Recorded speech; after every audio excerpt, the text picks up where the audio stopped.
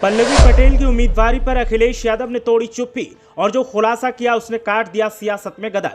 वाराणसी से पीएम मोदी के सामने सपा की तरफ से ताल ठोकेंगी पल्लवी पटेल। सपा चीफ ने इस सवाल का जो जवाब दिया उससे मच गया बवाल। जवाब सुनकर बीजेपी के कान खड़े, सपा नेताओं की सक्रियता बढ़ी और पल्लवी पटेल का रिएक्शन तो सोने पर सुहागा का काम कर गया।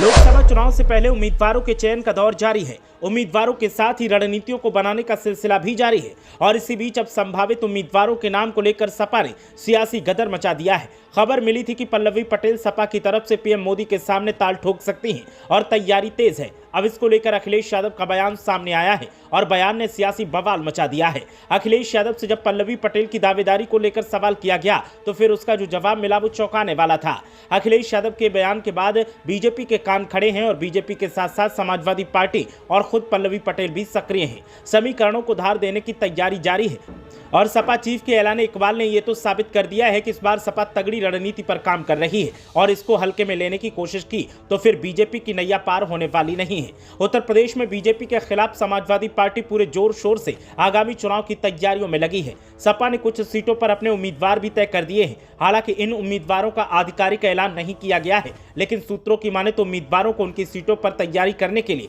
सपा प्रमुख की ओर से कह दिया गया है। हालांकि कुछ वीआईपी सीटों पर अभी कई तरह की अटकलें चल रही हैं। दरअसल सोमवार को सपा प्रमुख अखिलेश यादव वाराणसी के दौरे पर थे, जहां उनसे मीडिया ने तमाम मुद्दों पर सवाल किए। इस दौरान अखिलेश यादव से पल्लवी पटेल के वाराणसी से सपा के टिकट पर चुनाव लड़ने से जुड़ा सवाल पूछा गया। इस पर अखिलेश यादव ने कहा कि वाराणसी में सपा और सहयोगी दलों के चुनाव लड़ने पर कोई फैसला नहीं हुआ है। बीते कई दिनों से पल्लवी पटेल के वाराणसी से लोकसभा चुनाव लड़ने की चर्चा है। माना जा रहा था कि अखिलेश यादव के वाराणसी दौरे पर इसका ऐलान हो सकता है, लेकिन अखिलेश यादव ने ऐसा कोई ऐलान नहीं किया, जिसके बाद मीडिया ने उनसे पल्लवी पटेल को लेकर सवाल पूछा। हालांकि पल्लवी पटेल अभी सपा के टिकट पर सिराथू से विधायक हैं।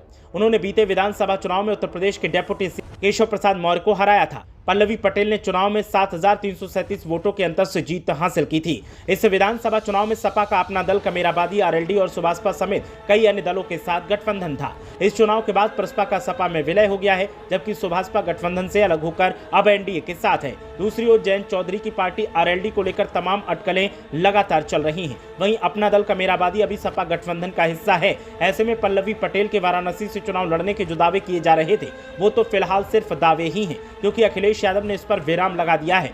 लेकिन बीजेपी को अब भी डर सता रहा है कि हो ना हो सपा किसी न किसी दिन अचानक से ऐलान करके सबकी मुश्किलों को बढ़ा देगी। इसीलिए बीजेपी अभी से रणनीतियों पर काम कर रही है और बीजेपी को लगता है कि अगर तैयारी पहले से की जाएगी तो रणनीतियां साधने में और चुनौतियों को कम करने में आसानी रहेगी। तो सपा भी सधे हुए अंदाज में अपना काम कर रही है। ब्यूरो रिपोर्ट, मीडिया हलचल।